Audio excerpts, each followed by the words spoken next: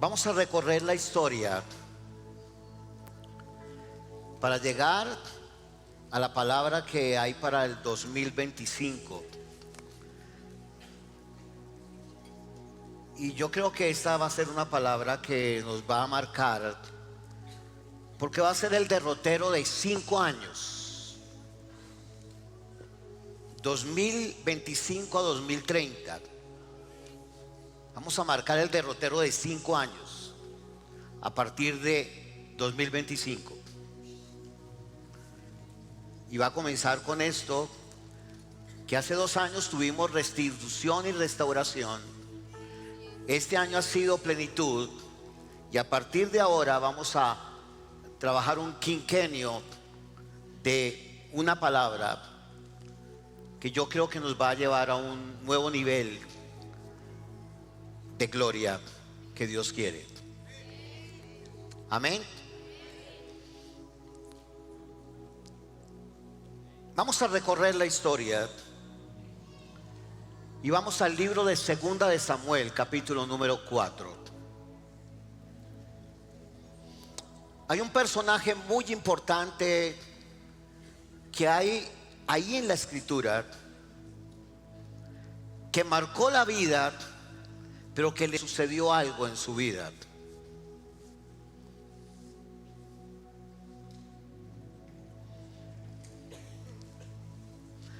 La historia de ese hombre, cuyo nombre se llama Mefiboset, tiene una característica particular. El nombre Mefiboset significa disipador de vergüenzas, el que resiste, el que vence, contiende contra Baal y lo destruye. Mefiboset era un personaje que tenía un nombre particular: disipaba la vergüenza, resistía y vencía y contendía a Baal. Y este hombre vivía en un lugar llamado Lodebar, que significa un lugar desértico donde no hay pastos. O sea, tenía un nombre particular, pero vivía en un lugar todo lo contrario a su nombre. Quiero que usted me siga, y muchos que van a apuntar, porque esta enseñanza es el resultado de la semana pasada que hablamos sobre celebrar es más que divertirse. Y una que yo compartí algo antes se llamaba la impartición. He sido muy llamado a la palabra impartición como jamás en mi vida. Y hace 8 días alguien me regaló un libro y me impresionó, porque era lo que he venido tocando en mi vida acerca de impartición. Y me regaló un libro y salió como anillo al dedo ese libro acerca de impartición. Mefiboset es el hijo de Jonatán.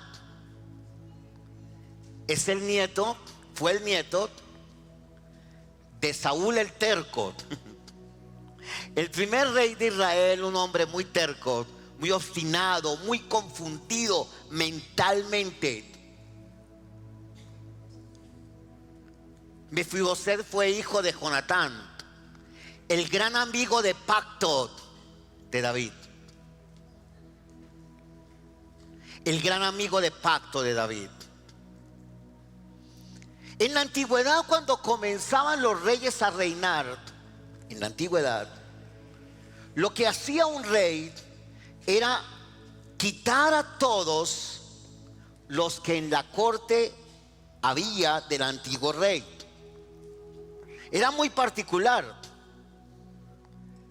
Se destruía todo vestigio de los reyes anteriores. Y eso también llegó a Israel, esa costumbre. Pero el terco, confundido y enfermo Saúl y su hijo Jonatán mueren en la batalla. Y David al cual Dios había dicho que iba a ser el rey, él nunca usurpó el reinado, nunca. Aún quiso servir al terco y obstinado de Saúl, pero este jamás lo entendió de esa manera. Y finalmente murieron Saúl y su hijo Jonatán. Y ahí aparece la vida de Mefiboset. Segunda de Samuel capítulo 4 verso 4 dice: Jonatán, hijo de Saúl, tenía un hijo lisiado de los pies. Tenía 5 años cuando la noticia de la muerte de Saúl y de Jonatán llegó de Jezreel. Jezreel significa fruto. Jezreel, fruto. Y su nodriza lo tomó y huyó. Y sucedió que cuando él huía apresuradamente, el niño se cayó y quedó cojo. Él se llamaba Mefiboset, pero su nombre era disipador de vergüenzas, uno que contendía contra Baal. O sea, su llamado era para ir contra Baal, dios falsos.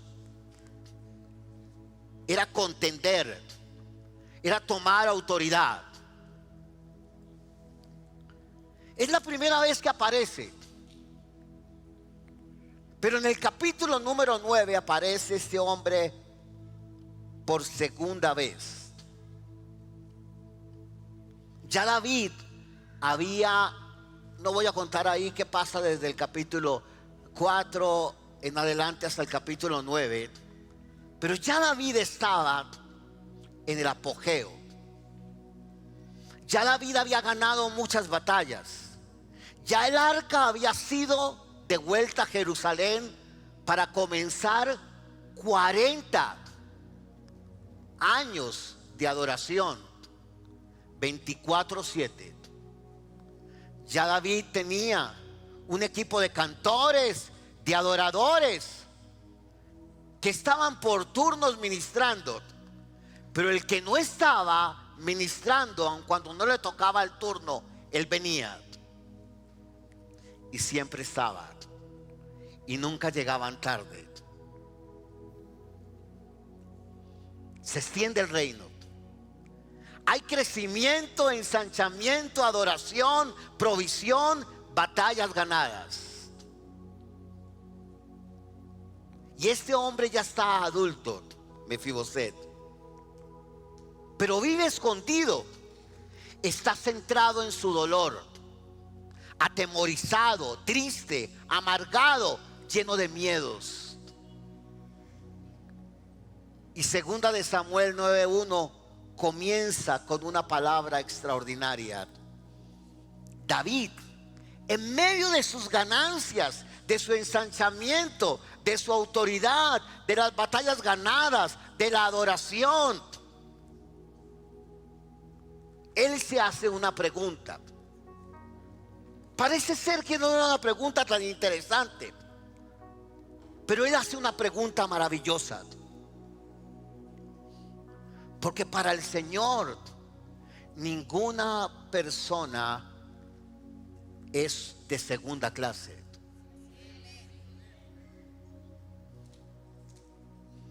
Todas las personas son fundamentales para Él. Y Él pregunta: ¿hay todavía alguno que haya quedado de la casa de Saúl a quien yo muestre bondad por amor a Jonatán? Pero en otra traducción dice que yo muestre misericordia por amor a Jonatán. Y el término que ahí aparece es la palabra Hesed, H-E-S-E-D, que diríamos hoy gracia, pero voy a explicar por qué todavía. Él pregunta eso. ¿Qué pregunta eso? Él no dijo: ¿hay alguno que se lo merezca? ¿Hay alguno que tenga los requisitos para ser amado? ¿Hay alguno que tenga los atributos indispensables para hacerse merecedor del reino? Él no hace esa pregunta. Él dijo: ¿hay todavía alguno que haya quedado de la casa de Saúl a quien yo muestre bondad, misericordia, gracia, por amor a Jonatán y el pacto que yo hice de amistad con él? Y el verso número 2 dice algo particular. Mira el verso 2. Había un siervo de la casa de Saúl que se llamaba Siba. No se le olvide ese nombre, Siba. No le vaya a colocar a su hijo Siba. Al cual llamaron a la presencia de David. Y el rey le preguntó: ¿eres tú Siba? Y él dijo: tu siervo soy. Sigue el verso 3. El rey le preguntó, él ya sabía, pero pregunta de nuevo: ¿no queda nadie de la casa de Saúl a quien yo pueda mostrar la bondad de Dios? Siba respondió al rey: aún queda un hijo de Jonatán. ¿Cómo lo llama? ¿Cómo lo describe? Lisiado de los pies. Mire la respuesta. Su respuesta hablaba del corazón mismo de Siba. Él no dijo: sí, hay uno que se llama Mefiboset. No, hay un hombre que está allí, que está lisiado de los pies, de ambos pies. Mira, mi rey, este hombre no te va a servir mucho. Es una persona que no será buena para la guerra. No conoce esto del reinado. Es un enfermo. No será un capitán. Él lo descalificó de una vez. Siba lo descalificó. Y además, mi rey vive en Lodebar, un lugar desértico y sin pastos. ¿Para qué vas a traer a un lisiado acá? ¿Para qué vas a traer un incapaz acá? Alguien que no te pueda ayudar. Es más, no es músico.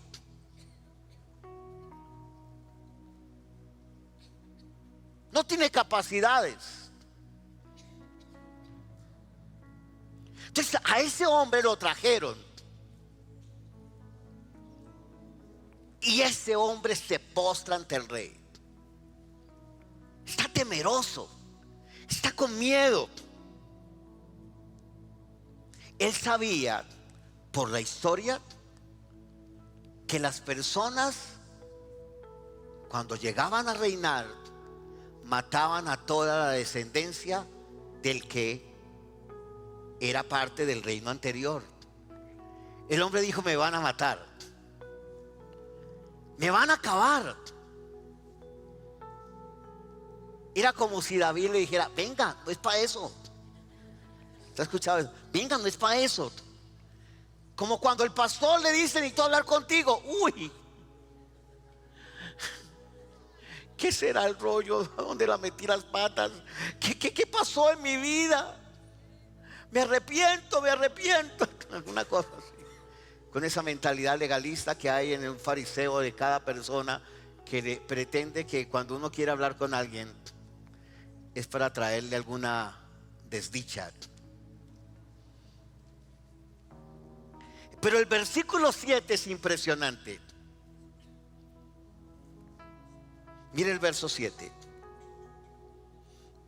David le dijo: no tengas temor, porque ciertamente yo te mostraré bondad por amor a tu padre Jonatán.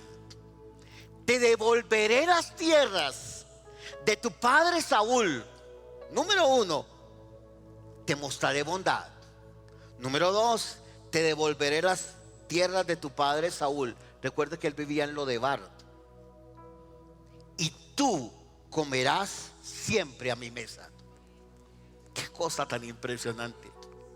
Le dijo tres cosas extraordinarias. Sobre esa, solamente sobre esas tres, podíamos hacer una predicación. Ahí están los rasgos para que haga una predicación de esas, con esos tres. Verso número 8. Mira la respuesta de este hombre. Él se preguntó y se postró y preguntó: ¿quién es tu siervo para que mires a un perro muerto como yo? Él se veía como un perro muerto. Ni siquiera como un perro, sino como un perro muerto. En Israel, no como en Colombia, los perros son muy mal vistos. Las dos veces que hemos ido a Israel, o que yo he ido a Israel, hay muy pocos perros. Porque los perros no son un animal bonito para los israelitas. Pero hay demasiados gatos, de todas las pelombres. Porque los gatos es el animal de Mahoma.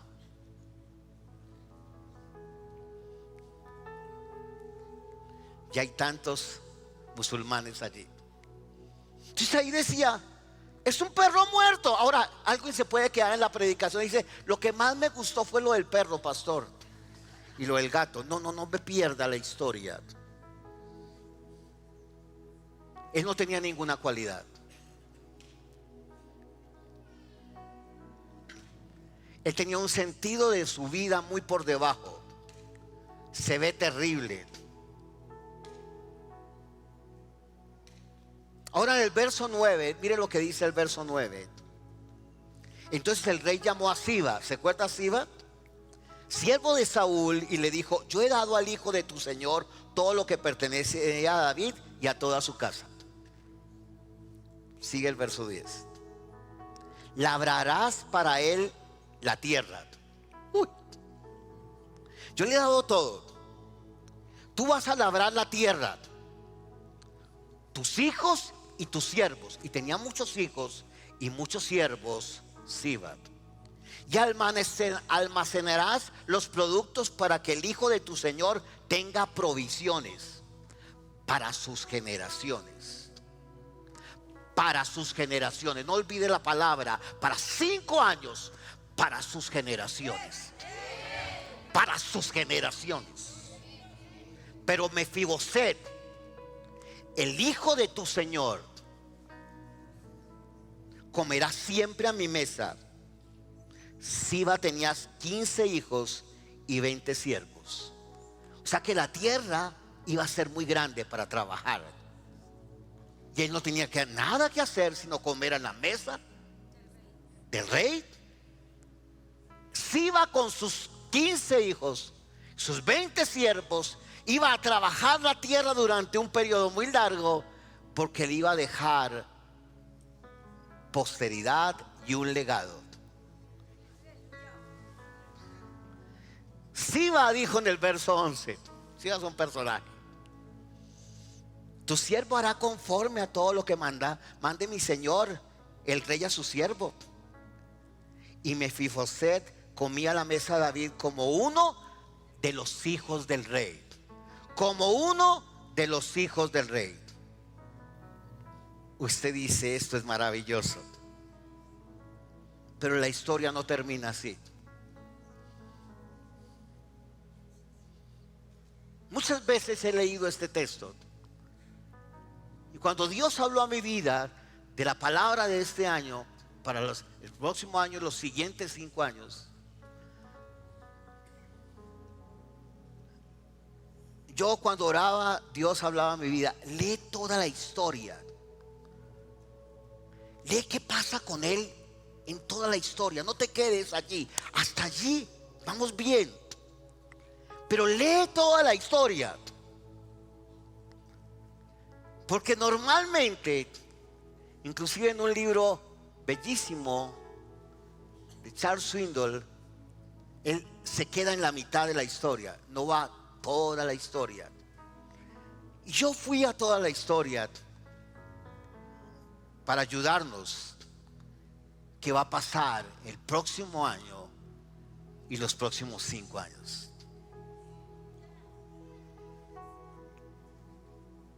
¿Qué va a pasar en el capítulo 10 de Segunda de Samuel? En adelante, David ya había experimentado derrotas. Quizás la derrota más fuerte es la de Segunda de Samuel 11 y 12, cuando David peca contra Betsabé, y luego en el capítulo 12 el profeta Natán lo reprende y David se arrepiente. Nace su hijo Salomón. Más adelante viene la rebelión de su hijo Absalón. ¿Qué historia tan particular? Absalón va contra su papá, nace Salomón, se muere el hijo de Betsabé. Él llora, pide y no se sana. Luego él se seca las lágrimas y sigue adelante. David huye de Jerusalén. La historia de Absalón es muy interesante. Tendríamos que hablar de la historia de Absalón, que es bien interesante. Cómo le dividió el reino. Interesante. Pero ese no es el motivo ahora. Llegamos al capítulo 16. Segunda de Samuel, capítulo 16.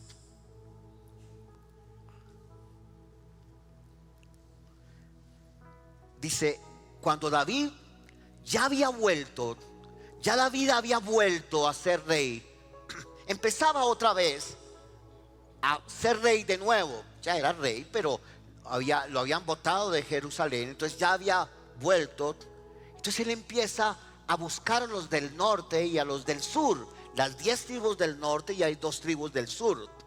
Él empieza a volver a unir a Israel. Y cuando David pasó un poco más allá de la cumbre del monte, de la cima, me gusta más como en la traducción, Nueva Traducción Viviente, dice, cuando David pasó un poco más allá de la cima del monte de los olivos.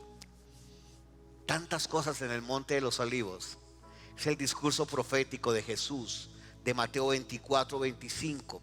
Y no puedo explicar eso hoy. Pero los 5 años que siguen, tendremos que hablar mucho del arrebatamiento de la iglesia.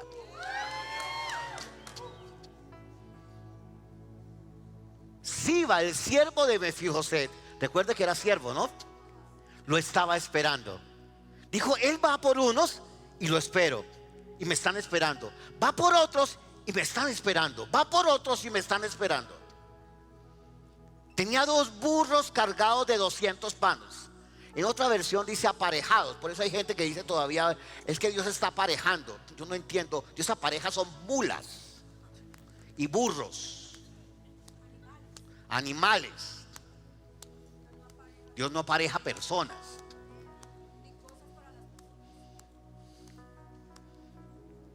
Cierro paréntesis. Siba, el siervo de Mefiboset, lo estaba esperando. Tenía 2 burros cargados con 200 panes. ¿De quién eran los panes? ¿De quién eran los panes? ¿De quién eran los panes? De Mefiboset. 100 racimos de pasas. ¿De quién eran? De Mefiboset. 100 ramas con frutas de verano. ¿De quién eran? Y un cuero lleno de vino. ¿De quién era? Un cuero lleno de vino. Porque en los siguientes años vamos a hablar mucho de vino nuevo en odres nuevos. Y vamos a hablar de provisión.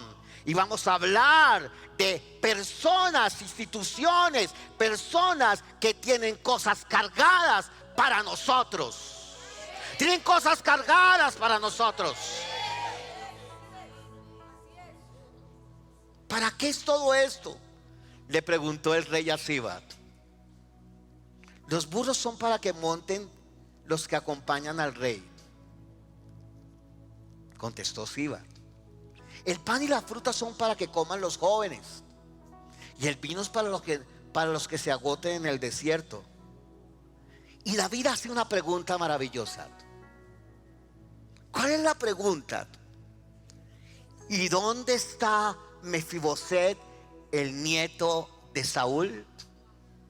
Ya no dice el hijo de Jonatán, sino dice con la honra aún al rey que había sido incorrecto. Dice, ¿dónde está Mefiboset, el hijo de Saúl?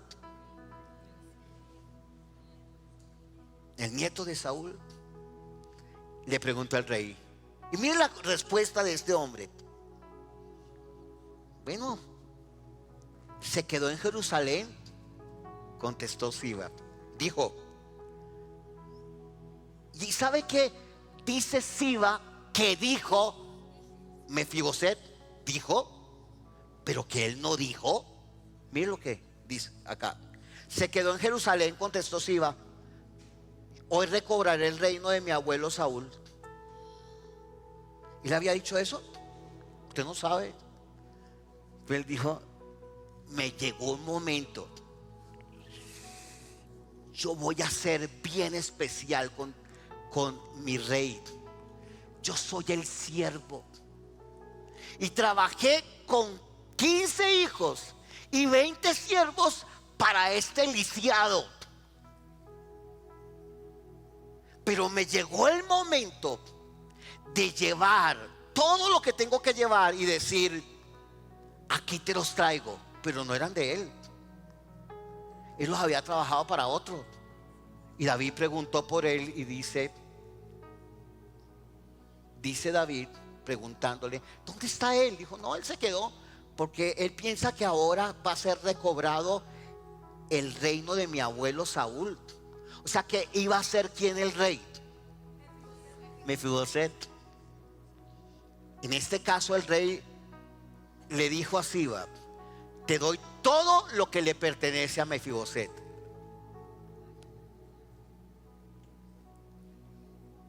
Y miren este hombre, Mefiboset, Siba. Me inclino ante ustedes, respondió Siba, que yo siempre pueda complacerlo. Mi señor el rey era un sapo completo.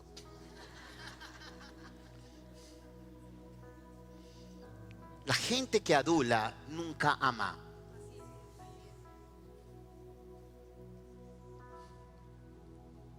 Era un adulador.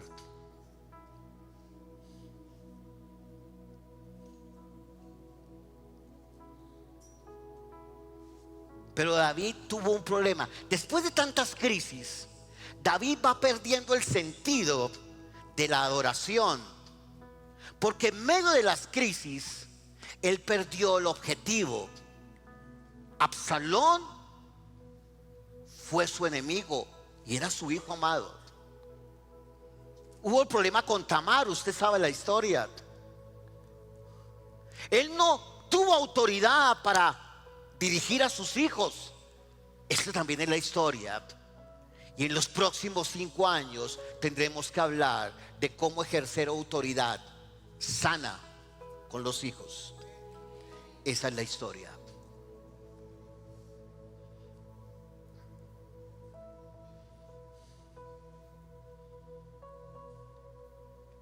David entonces no constata la información. Y no dije, no, yo quiero mirar a ver qué pasa con Mefiboset. No constata eso.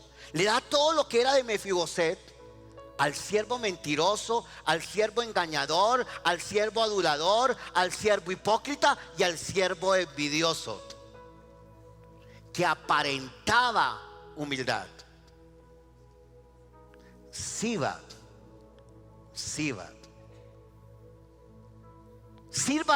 es un falso siervo. Es un asesino de la gracia. Es un destructor de la gracia. Es un calumniador. Es un envidioso de la gracia. Solo desea lo que le fue dado a Mefiboset por gracia. Y le lleva a David lo que no le pertenecía. Era un asesino de la gracia. Era un falso siervo, un calumniador, un envidioso de la gracia. Vaya al capítulo 19, Segunda de Reyes 19.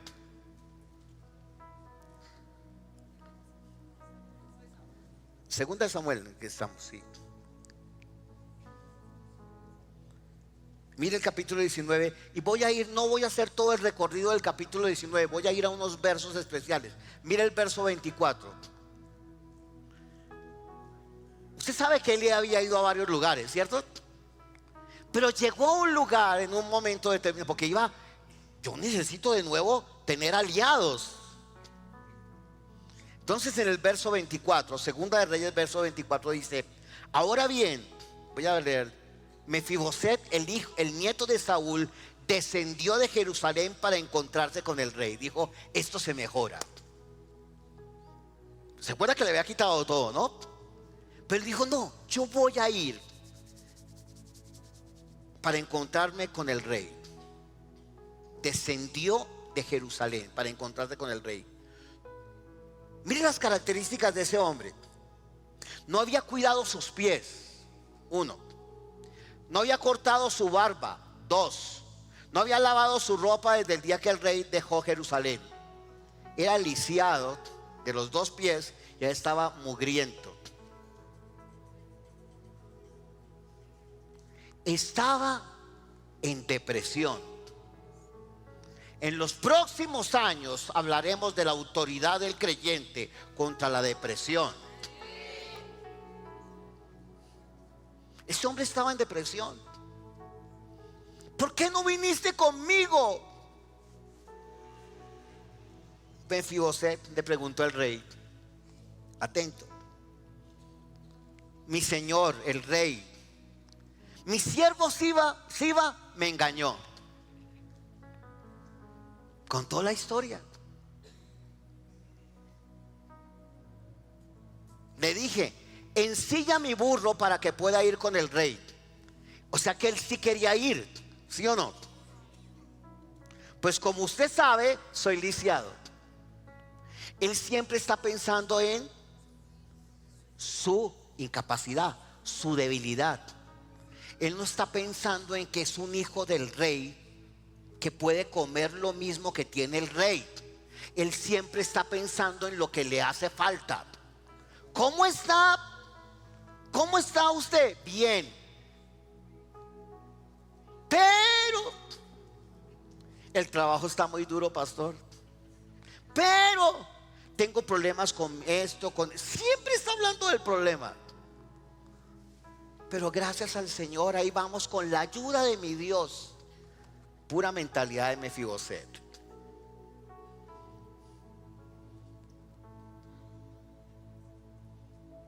Pues como usted sabe, yo soy lisiado. Sigue. Siba me calumnió, era verdad, sí, cuando dijo que me negué a venir. Pero sé que mi señor, el rey, es como un ángel de Dios. Así que haga como mejor le parezca. El tipo estaba sucio, ¿no? Barba larga. Yo me puedo dejar 2 años y no me sale mucha barba. Algunos como Julián creo que tampoco, pero Armando, por ejemplo, se dejó barba, pero él se bañaba, ¿no? Pues sí.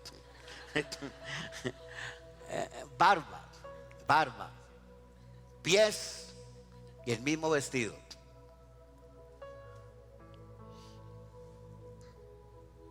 Tú eres como un ángel de Dios. Que tú hagas como mejor te parezca. Todos mis parientes y yo solo podíamos esperar la muerte de su parte, mi señor, pero en cambio me honró al permitirme comer a su propia mesa. ¿Qué más puedo decir? Usted dijo: qué respuesta de este hombre, qué maravilla, qué humildad. ¿Sí o no? ¿Sí o no? Era humilde ese hombre. ¿Qué respuesta? No, él no era humilde, porque su humildad era falsa, basada en que él no se merecía nada, porque no entendía realmente que era un hijo del rey.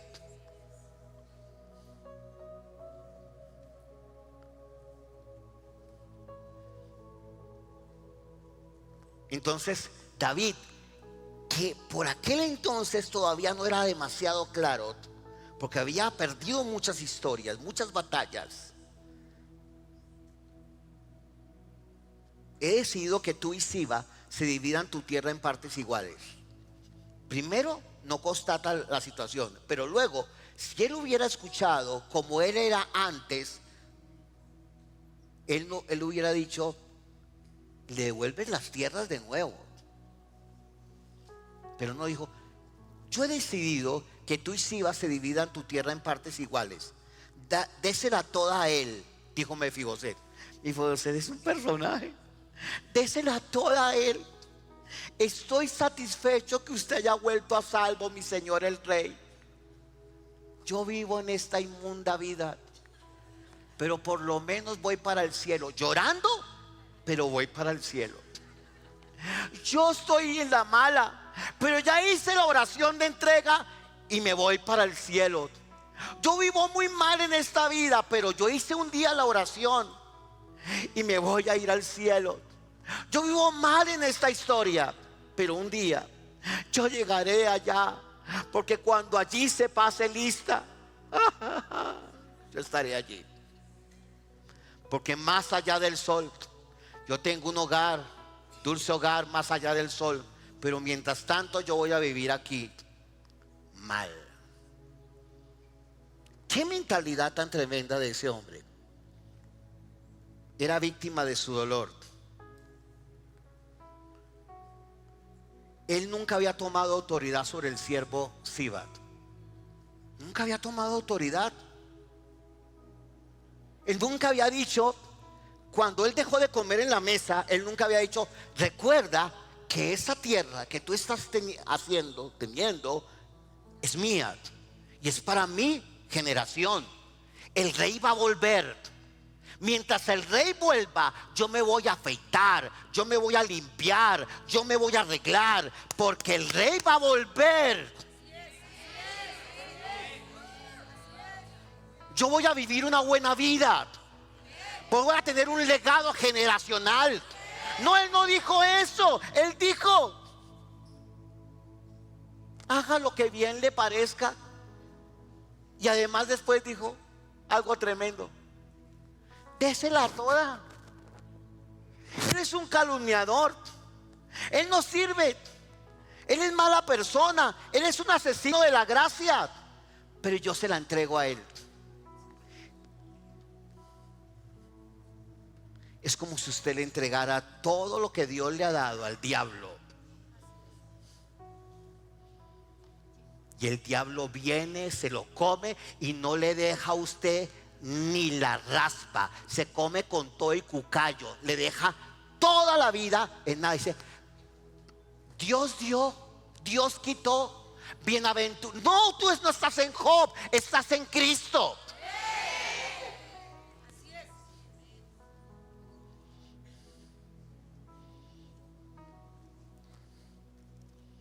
Triste caso para él. Y más adelante en el capítulo 21, cuando mueren unos gabaonitas y que mueren unos, no voy a contar la historia, es tremenda esa historia. David le perdona la vida. Por favor, perdónenle la vida por amor a Jonatán, porque mataron a todos, 7 mataron. Dijo: perdónenle la vida a esto. Pero él murió. Ahora colócame la figura, Paola, por favor. ¿Esto es un qué? Esto es un marco. Un marco. Todo lo que acabamos de ver se llama un marco. Diga conmigo: marco. Esto es un marco. Este marco es elegante. Paola encontró un marco elegante. Pues hay marcos no tan elegantes, marcos con feos. Pero si usted entrega un marco, pero usted no entrega algo diferente al marco, ese marco no va a valer mucho. No me coloques todavía lo otro. Marco. El marco está ahí. El Antiguo Testamento son tipos, son figuras, son sombras. Tipos, figuras, sombras, son un marco.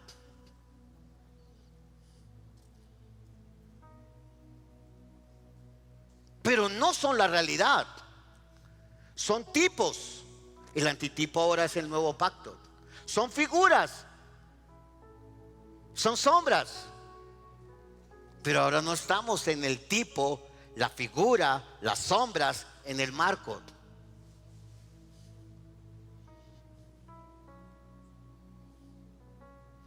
Pero observa ahora la siguiente. ¡Wow!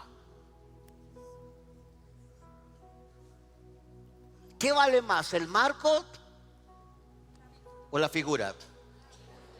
¿Qué vale más, el marco o lo que hay dentro del marco? ¿Sí o no? Cuando uno va, Carlos Mauricio que ha ido, pues vivió allá, va al museo, ¿cierto?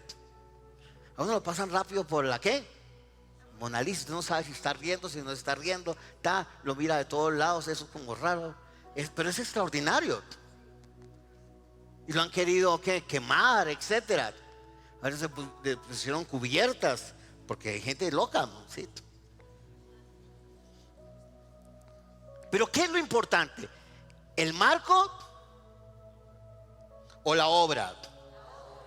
¿Cuál es lo importante? ¿El marco o la obra? A veces el marco no es tan bonito. Es el marco de lo que ha sido la vida de cada creyente. No ha sido la mejor. Porque todos hemos tenido dificultades, situaciones difíciles. No todo es como nosotros quisiéramos. Ha habido muertes o enfermedades o situaciones difíciles. A veces ha habido conflictos. Ha habido circunstancias. Eso es el marco. A veces ha habido rivalidades, situaciones complejas. A veces ha venido un SIVA.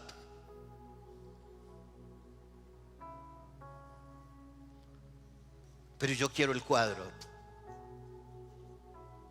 Yo quiero el cuadro. Porque si te tengo a ti, lo tengo todo. Porque si te tengo a ti, lo tengo todo. La gente pelea por sus marcos y alimenta sus marcos. Yo tuve este dolor, yo tuve esta circunstancia, a mí me hicieron, yo nací así. Ese es tu marco.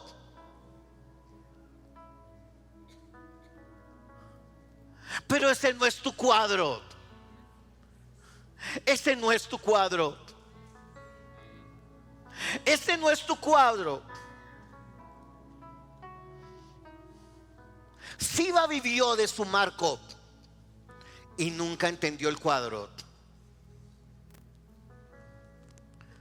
La iglesia está llena de gente que habla, el cuerpo de Cristo habla de su cuadro, de sus pérdidas, pero no hablan del cuadro, no hablan de la pieza, no hablan de aquello que tiene el valor. Quien tiene el valor no es el marco.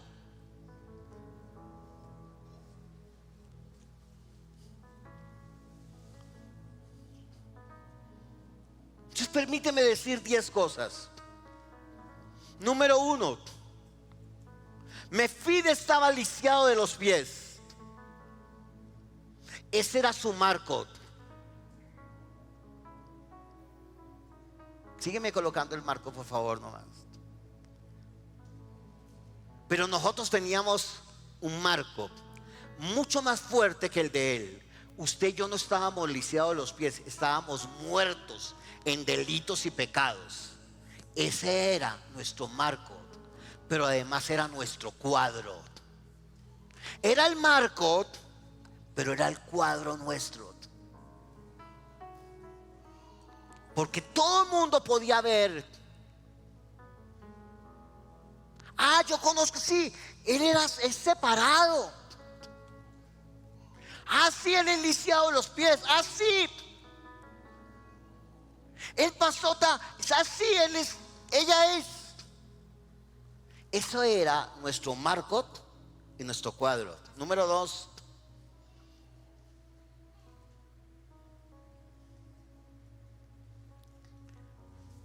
La humanidad caída está expresada entonces en Mefiboset. No merece nada. Eso es verdad. Es un marco. No merecíamos nada, pero Él lo mereció todo para nosotros. Ese es el cuadro. Ese es el cuadro. Número 3. David estaba buscando a alguien de la casa de Jonatán y de aún de Saúl, que por el pacto de amistad que ellos tuvieran, demostrarle misericordia. Ese es el marco. Pero el cuadro es que Cristo, el Padre, Cristo fue enviado por el Padre y anda buscando a personas que están muertas para extenderles gracia, que ya lo hizo una vez para siempre. Él fue a buscar al que estaba perdido. Ese es el cuadro completo. Número 4. Mefiboset no tenía nada que ofrecerle a David. ¿Qué tenía? Lisiado los pies. Me van a matar. Además decía, yo soy un perro, ¿qué? Bueno, no tenía nada que ofrecerle. Nosotros ahora en Cristo tampoco podemos ofrecerle nada que Él primero no nos haya dado a nosotros. Pero somos aceptados totalmente, totalmente, y somos vistos bajo el cuadro perfecto, Cristo. Nunca más te volverá a ver bajo el marco o bajo el cuadro anterior. Ahora te ve solamente en su Hijo, solamente en Cristo, solamente en Cristo.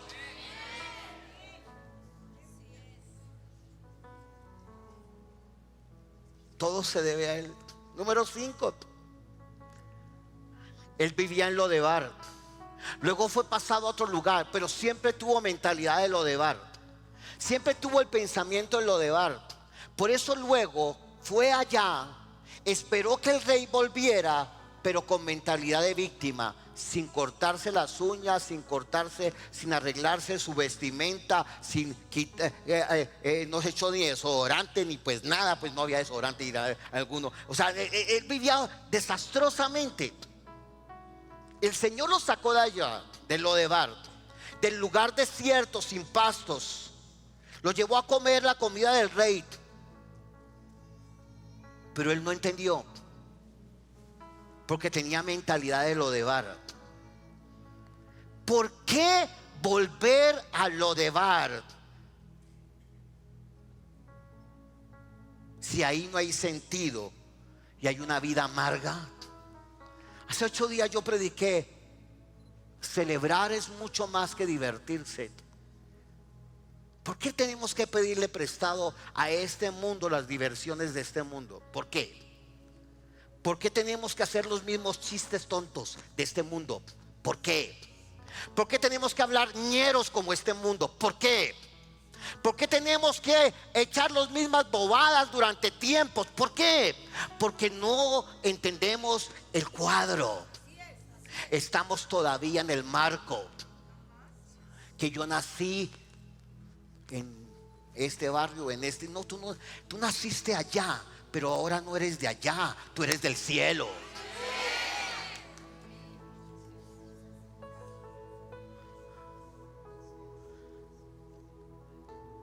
Número 6. David trató a Mefiboset con todo lo que el reino tenía disponible para él, pero él no lo entendió. Nosotros tenemos hoy, ese es el cuadro total, en Cristo, la abundancia de la gracia y el don de la justicia para poder reinar en esta vida. Otra vez, para poder reinar en esta vida. Tenemos demasiada gente como creyentes que están esperando el arrebatamiento para no reinar aquí. Tenemos demasiada gente viviendo miserablemente para no reinar aquí. Vestidos como pordioseros cuando pueden vestirse como hijos del rey. Copiándose aún las modas de este mundo cuando pueden vivir como hijos del rey. Comiendo las algarrobas de los cerdos, pero ellos fueron sacados de lo puerco de este mundo para comer la comida del rey. Ese es el cuadro total para reinar en esta vida. Número 7. El marco hasta allí llegó.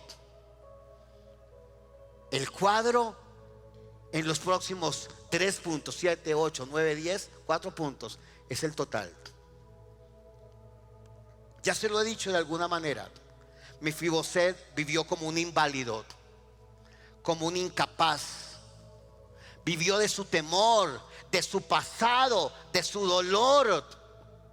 No se vio como alguien amado incondicionalmente. Tenía una imagen centrada en sus carencias, en sus miedos, en sus incapacidades. Comía en la casa del rey. Su siervo estaba trabajando para el futuro de él y el de su familia. Pero siempre vivió con una visión de: ¿será cierta tanta bondad? ¿No será algo escondido que hay detrás de esto? ¿Será tanto el amor que Dios pueda tener para mí? ¿Será que Dios está conmigo y yo estoy con Él, pero yo estoy esperando que de pronto suceda algo como raro en mi vida? ¿Será que si hago algo indebido, Dios me va a cortar el chorro? ¿Me va a hacer el racionamiento ya no del agua cada 9 días, sino el racionamiento que en un momento de ¡pum! Racionamiento? No hay porvenir, no hay futuro.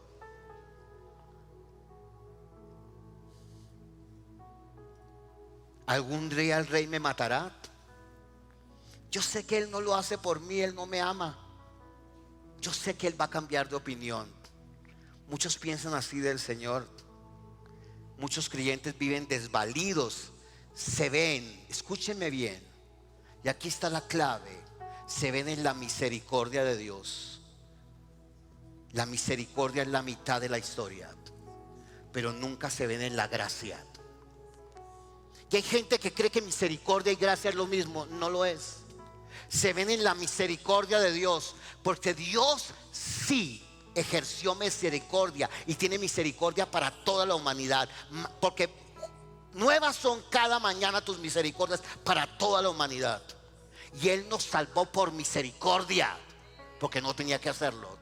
Pero hoy no te trata desde la misericordia, porque no te mira como un miserable. Miserere, misericordia es: mira a un miserable, ahora te mira en Cristo.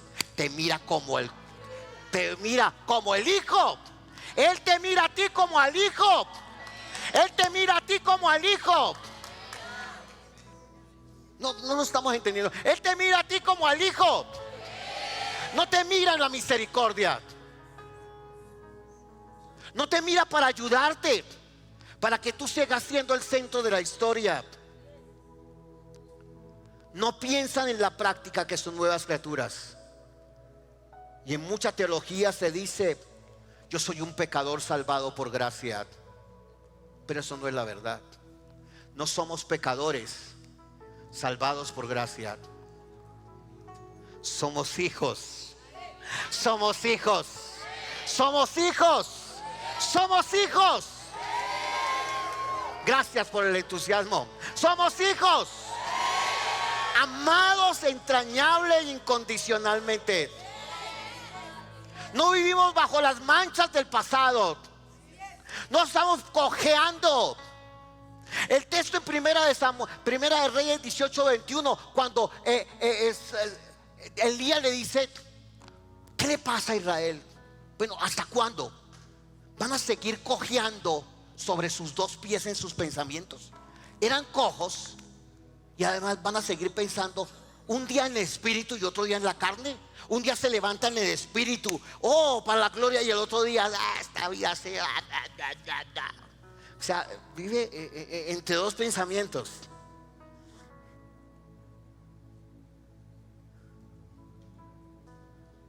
Él te hizo una nueva creación.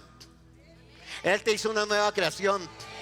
Él quitó la causa no de tu cojera, de tus pensamientos, de no sirvo para nada, no valgo nada, soy como un perro muerto, de tu orgullo, de tu altivez. Todo esto me lo he ganado con el sudor de mi frente. Es que yo sí soy muy trabajador, es que yo soy muy capaz. No, mentes cojas que vienen un día en el espíritu y otro día en la carne, porque no saben lo que Cristo ganó para ellos. Número 8. Mefiboset nunca respondió a su nombre. Disipador de vergüenza. Él vivió en vergüenza. Contendor de Baal, para destruir a Baal. Él nunca vivió de su nombre. Él tenía un nombre, pero nunca vivió de su nombre. Usted tiene un nombre que está sobre todo nombre, que vive dentro de usted. Viva de acuerdo a su nombre. Vivamos de acuerdo al nombre. Usted es un cristiano.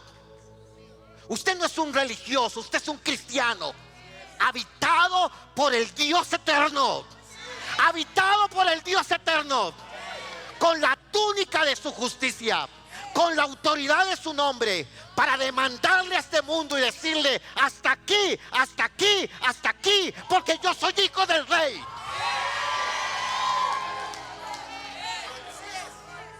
Hasta aquí llega esa enfermedad, hasta aquí llega esa opresión, hasta aquí llegas maledicencia, hasta aquí llegan los ñeros. Yo no soy un ñero, yo soy un hijo de Dios. Aquí te llega, hasta aquí se acaban los burdos, el mensaje tontarrón. Aquí llegan los hijos del rey que saben hablar y sabemos gozarnos en él. No somos de segunda clase, somos de primera clase. Y nos sentamos con Cristo en lugares celestiales. No estamos en el último vagón de la historia.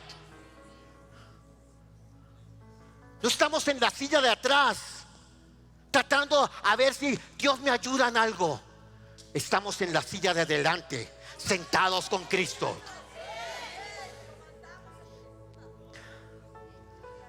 Él se dejó robar por la mentira de Siba.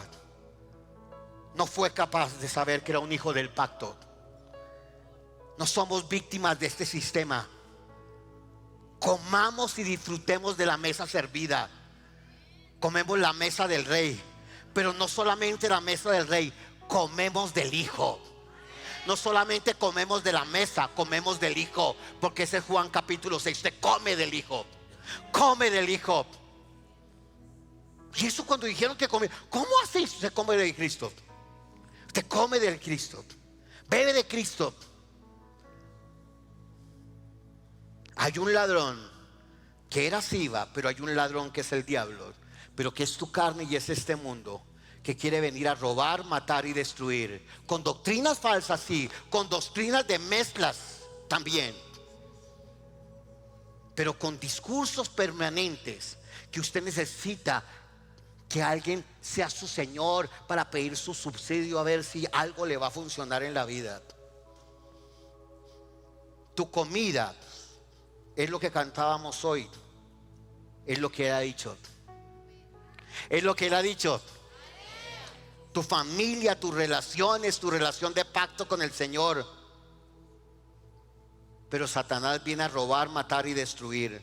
Viene a sembrar dudas de tu iglesia. Viene a sembrar dudas de tu iglesia, del cuerpo de Cristo y de esta iglesia. Del cuerpo de Cristo y de esta iglesia. Yo sé de qué estoy hablando.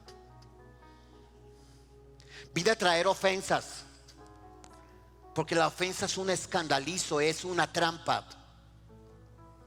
Vine a traer ofensas. Vine a traer menosprecio.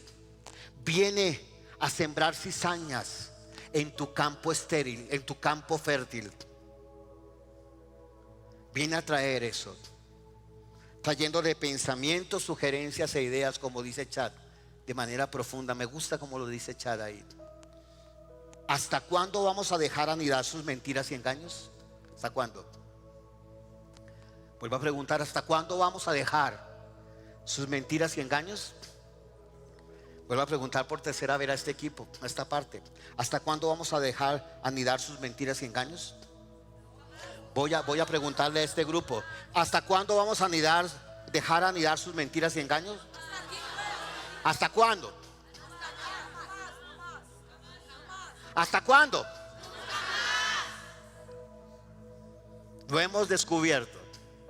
Hemos descubierto a Sibat. Ahora tenemos que enfrentarlo con la autoridad de los hijos de Dios y decirle hasta acá. Porque la lucha está aquí en los pensamientos. Tenemos que trabajar mucho los pensamientos. Una mente renovada en el espíritu, para entender Filipenses capítulo 4 verso 8, los 8 aspectos de Filipenses 4:8, que pasan por el regocijo, que pasan por la alabanza, que pasan por la adoración, que pasan por saber que Cristo viene pronto, que pasan por la paz. Pero son 8 aspectos. ¿Hasta cuándo dejaremos que las decisiones emocionales nos vuelvan víctimas y le echemos la culpa a los demás?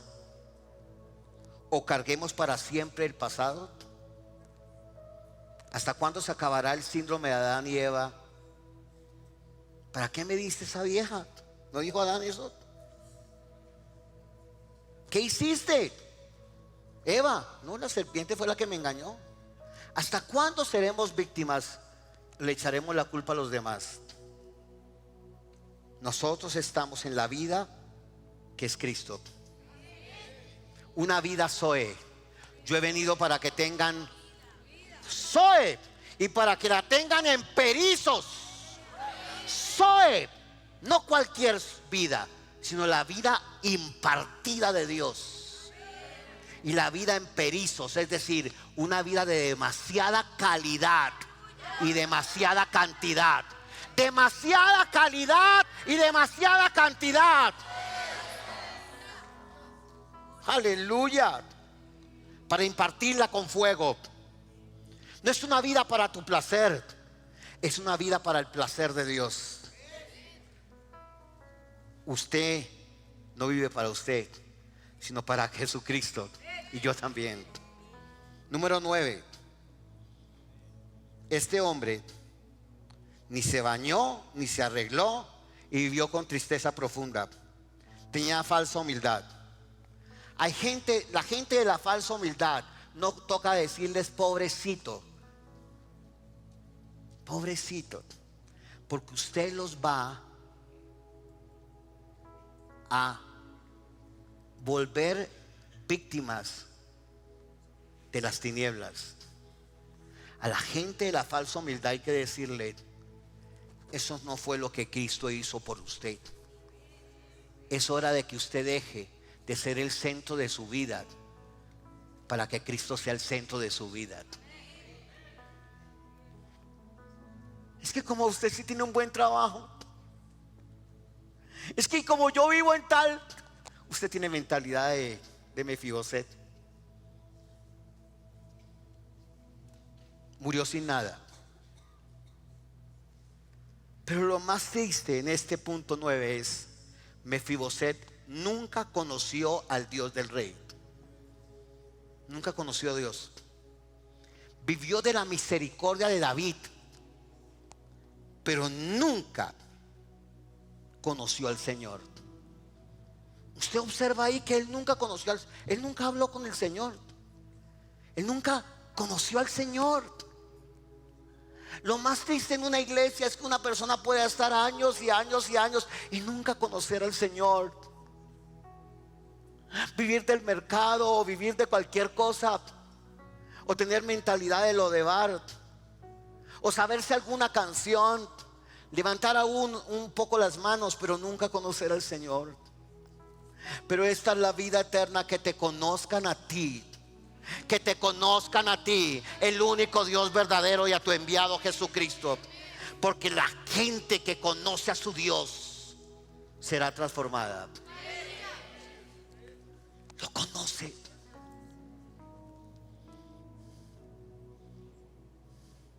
Ese hombre no supo cómo entrar a la presencia de Dios. No supo cómo orar. Ore esposa, porque a usted le escucha más el Señor. Ore esposo, porque usted lo escucha más el Señor. Que oren los hijos. Ora papá. Ore pastor. Como alguna vez dijo Igna de Suárez acá de manera jocosa: órame, óreme. Pero hablando de la tontería de lo que es. No, usted necesita aprender a cómo entrar en la presencia. Vamos a hablar mucho de cómo entrar en la presencia y mantenernos en esta dinámica. Número 10. ¿Y nosotros qué?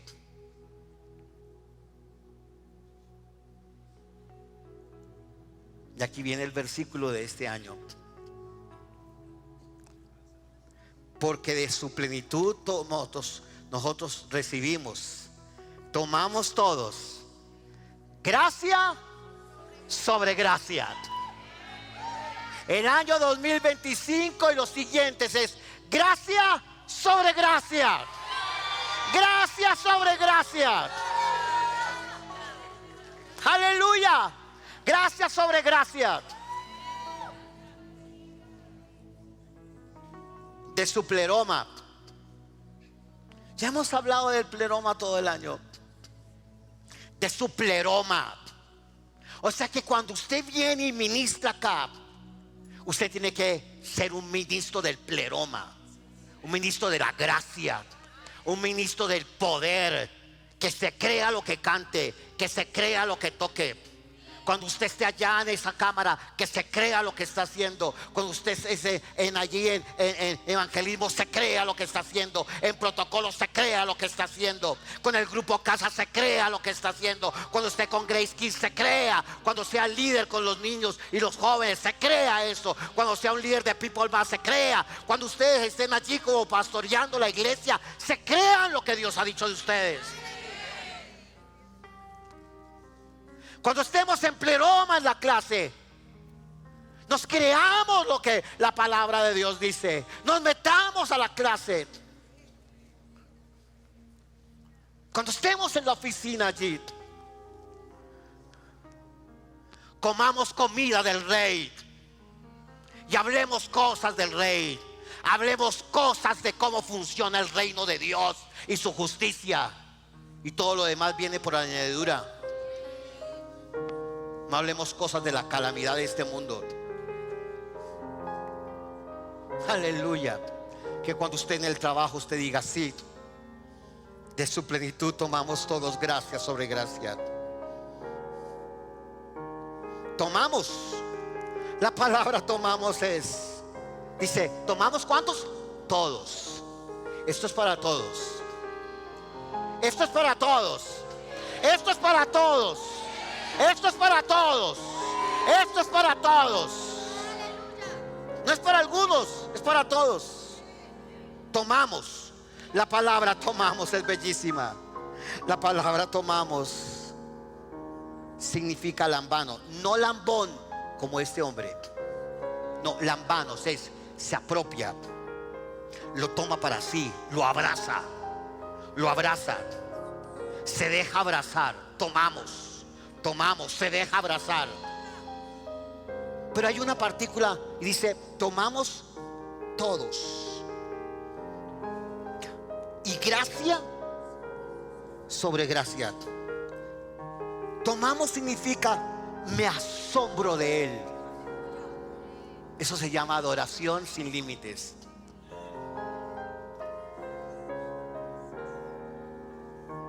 Pero la expresión es bellísima. Gracia sobre gracia.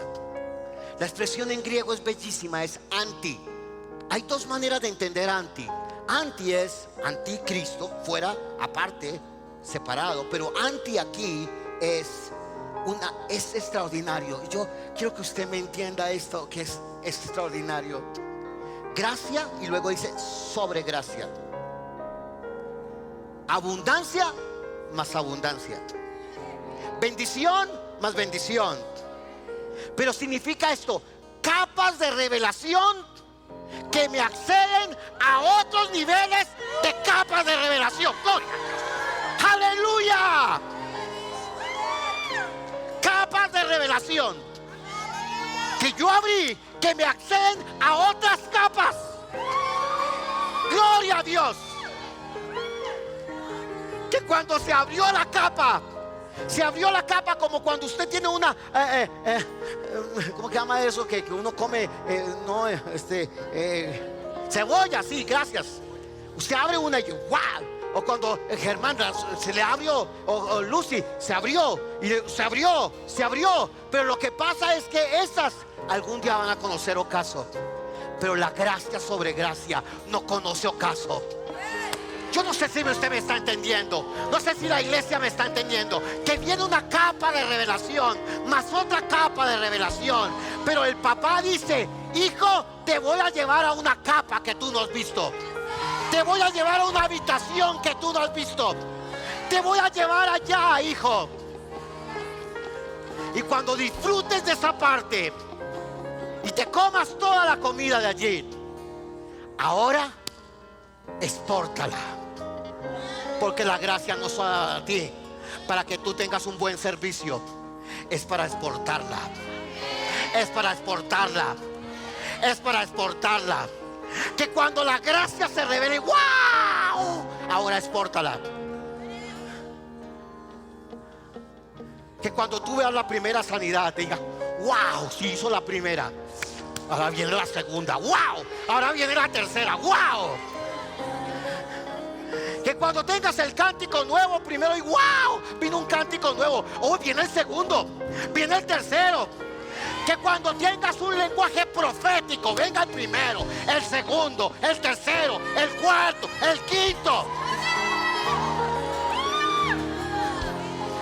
Que cuando tú empieces a dar, ahí se paran los ameres. Que cuando tú empieces a dar, entonces Dios diga: voy a patrocinar tu dar. Voy a patrocinar tu dar. Porque nunca se entenderá la gracia sin la capacidad de dar.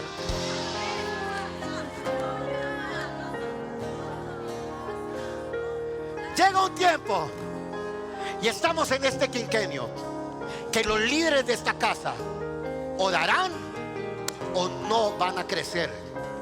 Se van a volver tan limitados que va a ser imposible que corran, porque vivieron en Lodebar. Pero esto es para todos, porque tomamos todos. ¿Cómo? Porque Dios no está para quitarte a ti. Él te da gracia sobre gracia, sobre gracia, sobre gracia, sobre gracia, sobre gracia. Vamos, ¿dónde está la iglesia? Gloria a Dios. Es un favor que no conoce límites. Gracia sobre gracia es uno que rompió límites. Porque ahora entendió que era, no Mefibosé del cuadro, el marco, sino ahora todo completo. Es un disipador de vergüenzas. Ya va a disipar la vergüenza. Ya va a derrotar a Baal. Ya nunca más va a volver a vivir de Lodebar. Es romper un límite para llegar a su límite. Y cuando llegues a su límite, Él te da su nuevo límite. La gracia es para todos. Aleluya. Te quitó el pecado y ahora te dio su naturaleza de justicia. Te dio su naturaleza de justicia. Estamos en la mesa de los campeones. Estamos no para alimentar la carne, la ley, el libertinaje, el legalismo. Estamos para alimentarnos del Hijo. Estamos para alimentarnos del Hijo.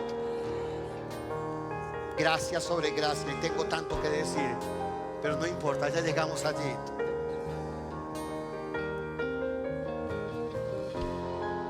Pero permítame terminar con esto antes de participar de la cena. Yo pienso, pastores, ancianos, líderes de la iglesia, director de alabanza, directora de evangelismo, directora de protocolo, líderes de los grupos casa, ministros de alabanza que trabajan con jóvenes, los que trabajan con Grace Kids. Yo pienso, Mona, que Leroma, yo pienso que hasta ahora la iglesia solamente ha rozado la gracia.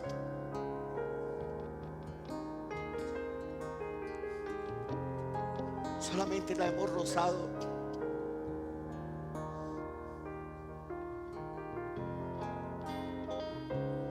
Siento dolor diciendo esto, pero es verdad. Solamente hemos rozado la gracia. La hemos abrazado en ciertos moveres, que somos salvos por gracia mediante la fe, del principio hasta el final.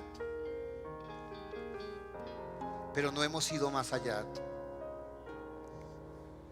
Porque la capa de la ley te impide, por ejemplo, dar, que no vas a tener. Porque la falta de perdón te impide ir más allá. Porque la mentalidad asentada en mí mismo me impide ir al otro para imponerle las manos y que sean sanos.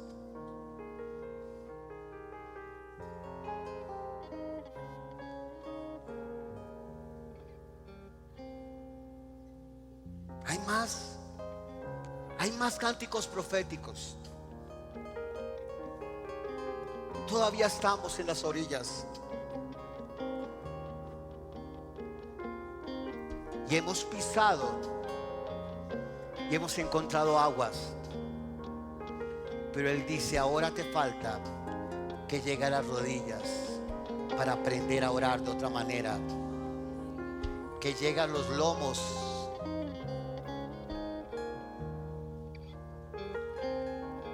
para entender nuestra justicia, pero que llegue a lo más profundo para ir al otro lado, para ir al otro lado,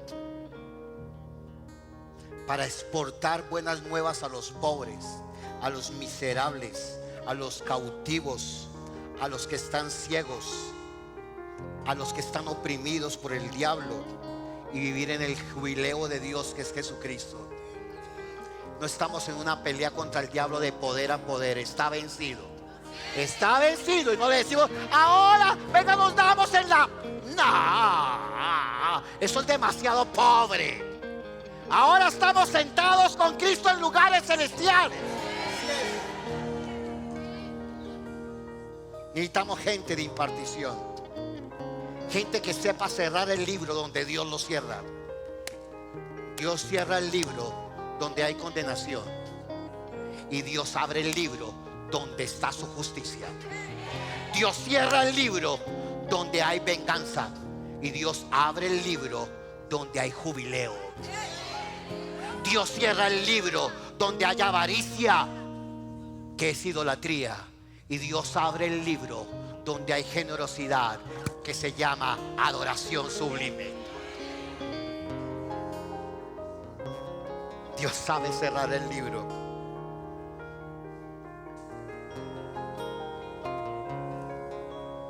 Padre, ahora vamos a comer de este pan, vamos a beber de esta copa. Si ellos hicieron una Pascua y salieron todos los de más de 2,5 millones sin ninguna enfermedad y llenos de provisión, comiendo del cordero que era un cuadro, que era un marco más claramente. Si ellos lo hicieron y colocaron los dinteles de su casa o las puertas o los marcos de su casa. Exactamente, los marcos de su casa. Eran los marcos de su casa. ¿Los colocaron con qué? Con sangre. Ahora tú no estás con los marcos. Ahora el Cordero vive dentro. ¡Buah! Ahora el Cordero vive dentro. Y escribió un nombre indeleble. Se llama Jesucristo. Pero lo colocó en ti y te dice: al que no conoció pecado, por nosotros lo hizo pecado, para que nosotros seamos la justicia de Dios en él. Otra vez, para que seamos la justicia de Dios en él. Para que seamos la justicia de Dios en él. Aleluya.